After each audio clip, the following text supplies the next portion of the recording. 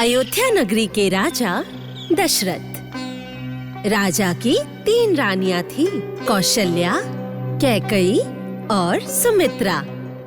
राजा दशरथ का पहला विवाह होता है रानी कौशल्या से।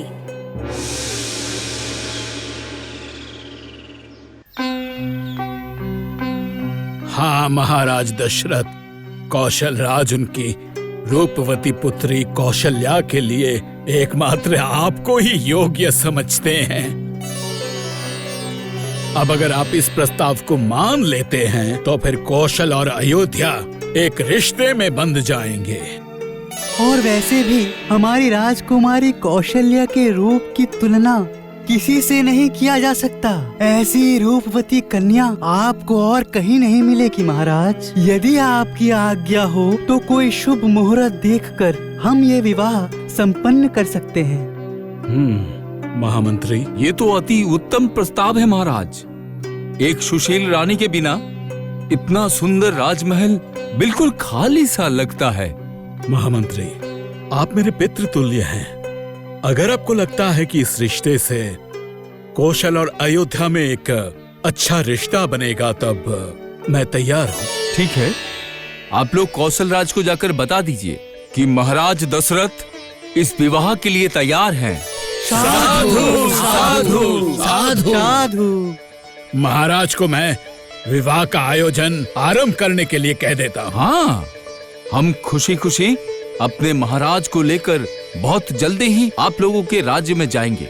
सुनिए सेनापति जी, आप सारथी से कहिए कि वो जाकर रथ को अच्छे से सजा दे और उसके साथ सैनिकों को भी तैयार होने के लिए बोलिए। और हाँ, इस यात्रा में ढोलक, तबला, झांझरी, ढोल, शंख और नर्तकी भी, ये लोग भी हमारे साथ जाएंगे। आप तैयारी शुरू करें। वैसा ही होगा महामंत्री। विवाह का कार्यक्रम शुरू करते हैं। महाराज दशरथ, हमारी पुत्री की ओर आप देखिए। साधु साधु। अब पुत्री कौशल्या अपने स्वामी महाराज दशरथ की ओर देखो। साधु साधु साधु साधु साधु साधु साधु। इसके बाद महाराज का विवाह रानी कैकई से होता है।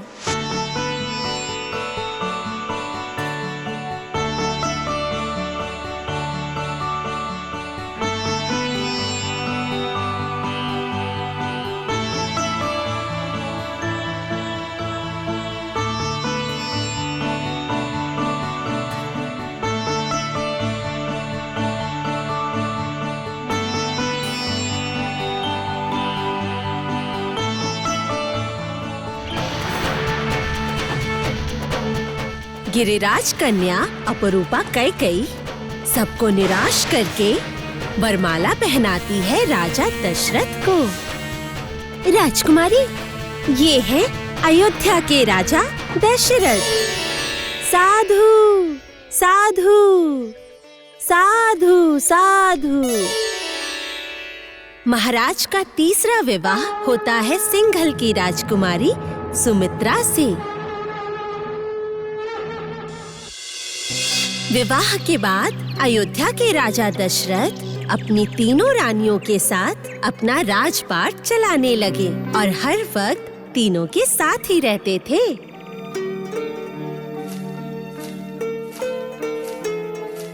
रानी कौशल्या, कैकेयी, सुमित्रा, हम भी आपकी ही राह देख रहे थे महाराज।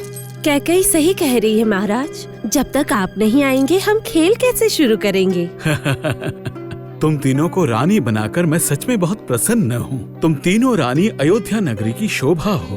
आप आज भी राज दरबार नहीं जाएंगे? नहीं कौशल्या, मेरी अयोध्या नगरी में कोई कमी नहीं है। पूरी प्रजा बहुत ही खुश है, इसलिए मैं भी खुशी खुशी तुम लोगों के साथ समय बिताता हूँ। चलो अब वार्तालाप खत्म करो और खेल शुरू करो। कौन पहले चाल चलेगा? सुमित्रा, तुम ही चाल चलो। क्या हुआ है सुमित्रा? चाल चलो। मैं भी दीदी कौशल्या जैसी ही सोच रही थी। क्या सोच रही थी? राज्य के बारे में अब मत सोचो। राजा दशरथ को पता है उसके राज्य में कभी कोई चीज की कमी नहीं होगी। बादल हमेशा वर्षा देगी, खेतों में फसल लहराएंगी। देवराज इंद्र हमेशा अयोध्या नगरी से प्रसन्न रहते हैं। खेल शुरू करो रानियों। अयोध्या नगरी के बारे में अब और मत सोचो। मेरी प्रजा बहुत सुखी है।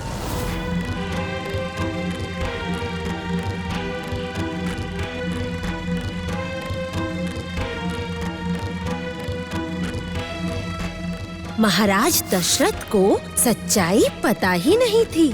बहुत दिनों से राजसभा में ना आने के कारण महाराज को पता ही नहीं था कि उनके सपनों की नगरी अयोध्या में बहुत सालों से बरसात की एक बूंद भी नहीं गिरी।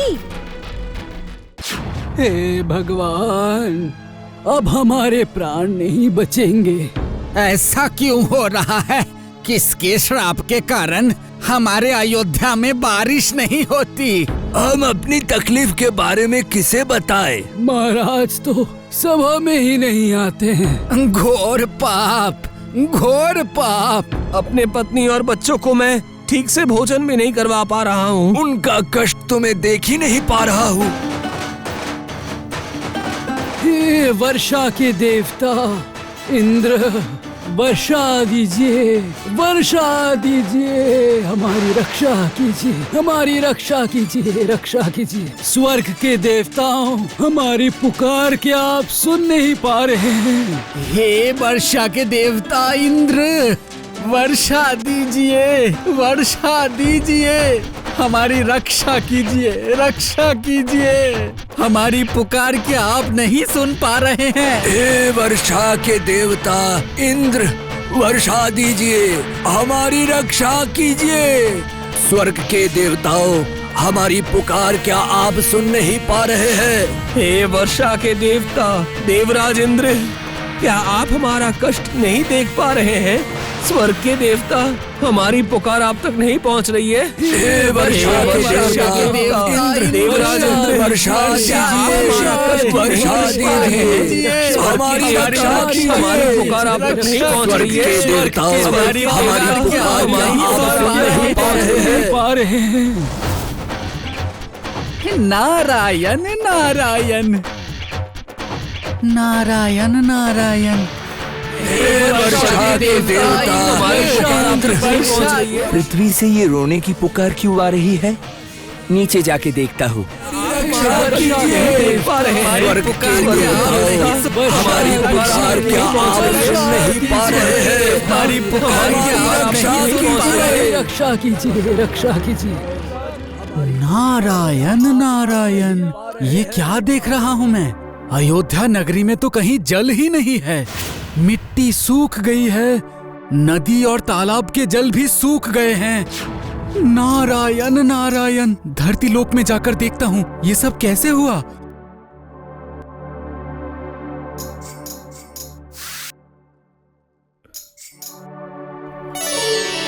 जय नारद मुनि की जय, जय देवर्षि नारद की जय, जय देवर्षि नारद की जय। नारायण नारायण। आपने हमारी पुकार सुन ली प्रभु। हमारी रक्षा कीजिए प्रभु, रक्षा कीजिए हमारी। नारायण नारायण, अयोध्या नगरी की ये अवस्था कैसे हुई? पता नहीं प्रभु, आज कितने वर्ष हो गए वर्षा नहीं हुई है। नदी और तालाब सब सूख चुके हैं। आप अगर हमें नहीं बचाएंगे, हमें और कोई नहीं बचाएगा प्रभु। नारायण नारायण, क्यों? तुम्हारे अयोध्या नगरी के राजा दशरथ, सुना है उनका स्वभाव बहुत अच्छा है, वही तुम्हें बचाएंगे। क्या हुआ? तुम लोग सब ऐसे मौन क्यों हो गए? क्या तुम लोगों ने अपने राजा को इस अवस्था के बारे में बताया है? पूरे गांव वालों ने तब नारद मुनि को बताया कि राजा दशरथ पिछले 14 वर्षों से राजसभा में आए ही नहीं। राजा दशरथ ने 14 वर्षों तक तुम लोगों से भेंट ही नहीं किया, बात भी नहीं की। आश्चर्य है। रक्षा कीजिए देवर्षि नारद, रक्षा कीजिए, आप हमारी रक्षा कीजिए। नारायण नारायण, तुम लोग चिंतित मत हो। मैं अभी राजा दशरथ से भेंट करके तुम लोगों की दुर्दशा के बारे में बताता हूँ। मैं जानता हूँ अगर दशरथ तुम लोगों की अवस्था के बारे में जान ले तो वो जरूर कुछ न कुछ व्यवस्था करेंगे। जय देवर्षि नारद मुनि की जय, जय देवर्षि नारद मुनि की जय, नारद की जय, जय नारद देवर्षि नारद की जय। यहाँ नहीं आएंगे तो हम और कहाँ जाएंगे मंत्री जी? हम लोग भी तो निरुपाय है। अगर आसमान से बारिश नहीं होगी वहाँ हम लोग क्या कर सकते हैं? तुम अभी जाओ यहाँ से। यहाँ आकर तुम अपना समय नष्ट मत करो, चले जाओ यहाँ से। नारायण नारायण, ये क्या देवर्षि नारद, आप इस राजसभा में? हम तो भाग्यशाली हैं। आइए आइए, आसन ग्रहण कीजिए देवर्षि नारद। अयोध्या नगरी को अपना आशीर्वाद दीजिए। नहीं मंत्री जी, मैं इस सभा में आसन ग्रहण करने के लिए नहीं आया हूँ। आया हूँ महाराज दशरथ से भेंट करने के लिए। किंतु देवर्षि, क्या बात है, आप बहुत चिंतित लग रहे हैं मंत्री जी। हाँ मतलब देवर्षि नारद, हमारे राजा दशरथ पिछले 14 सालों से राजसभा में नहीं आए हैं। नारायण नारायण, तब तो प्रतीत होता है कि प्रजा ने जो कहा है सही कहा है। कहाँ है महाराज दशरथ? नारद जी, वो अंदर महल में, मतलब अपनी रानियों के साथ हैं। अभी उनके पास संदेशा भेजिए। देवर्षि नारद उनसे भेंट करना चाहते हैं। मैं अभी संदेशा भिजवाता हूँ। संतरी,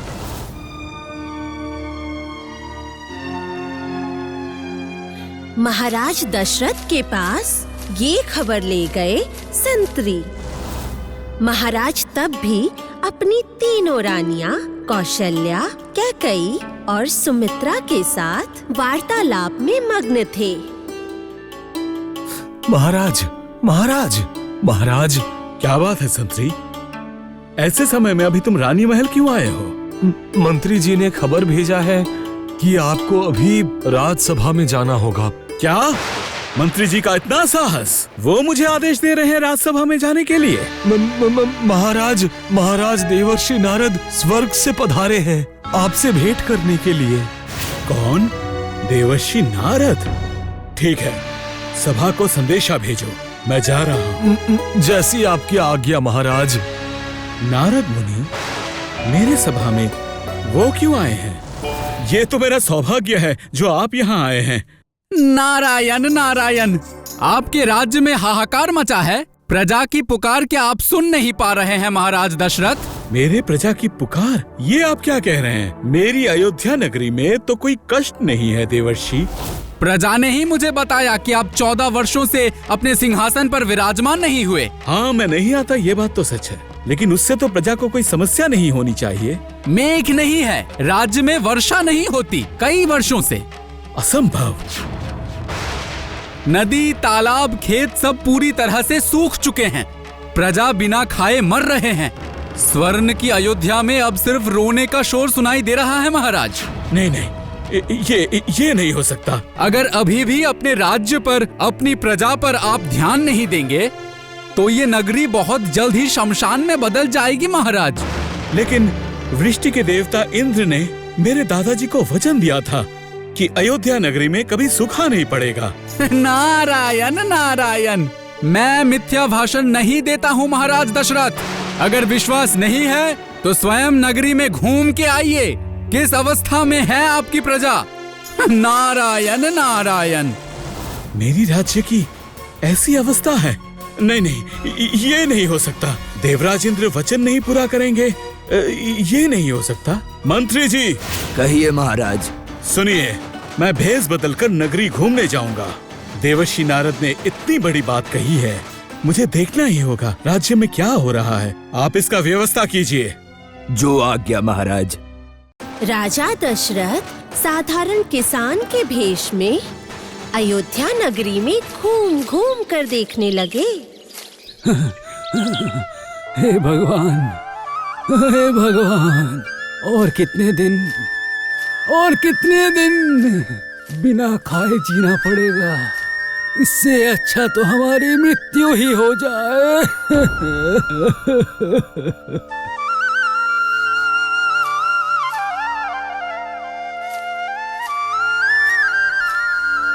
ये क्या?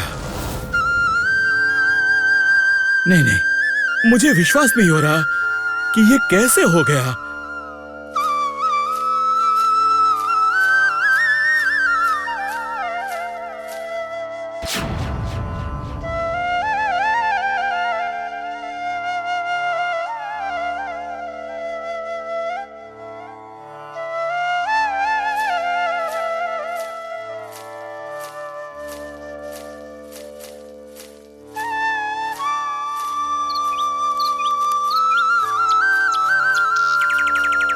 चलो,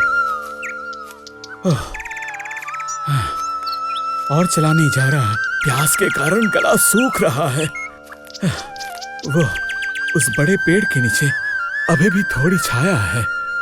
उसी छाया में थोड़ा विश्राम कर लेता हूँ।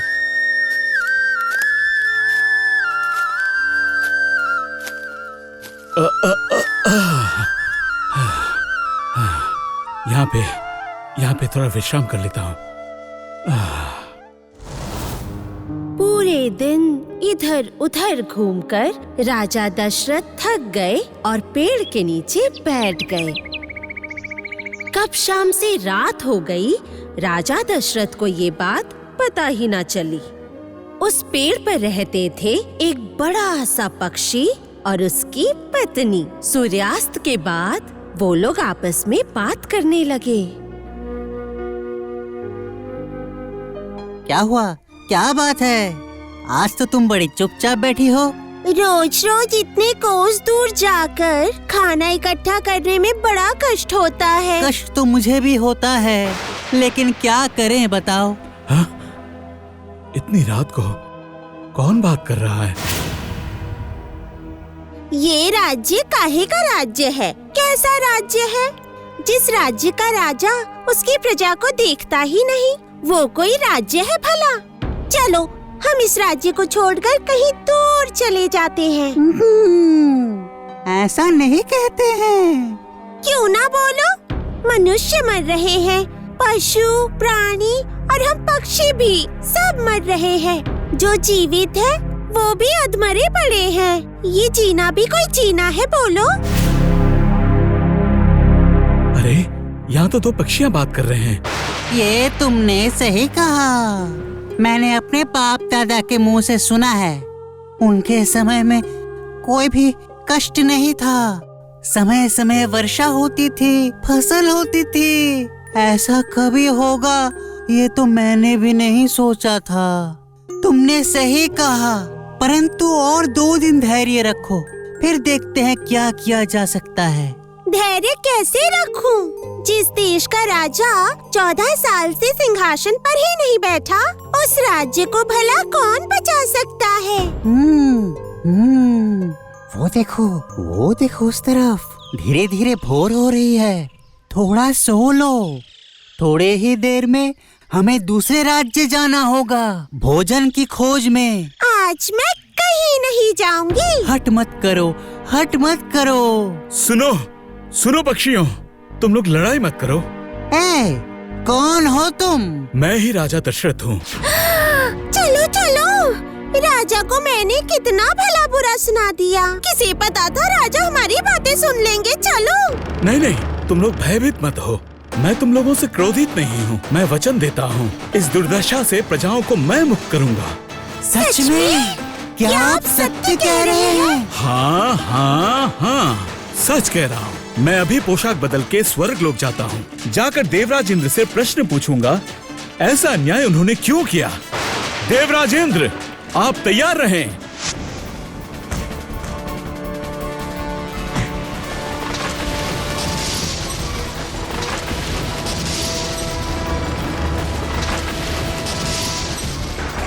ये क्या? ये क्या? स्वर्ग राज में भूकंप? भूकंप नहीं है, मुझे किसी की हुंकार सुनाई दे रही है। भूकंपन, स्वर्ग में भूकंपन। कहाँ है देवराज इंद्र? मैंने भी हुंकार सुना है। इंद्रदेव को कोई चुनौती दे रहा है। परंतु किसका इतना साहस है जो देवराज इंद्र को इस तरह पुकार रहा है? मैं अयोध्या राज दशरथ, सूर्यवंशी हूँ मैं। देवराज इंद्र से कहो, मैं अभी उनसे भेंट करना चाहता हूँ। महाराज दशरथ की हुंकार से पूरा स्वर्ग राज्य कांपने लगा।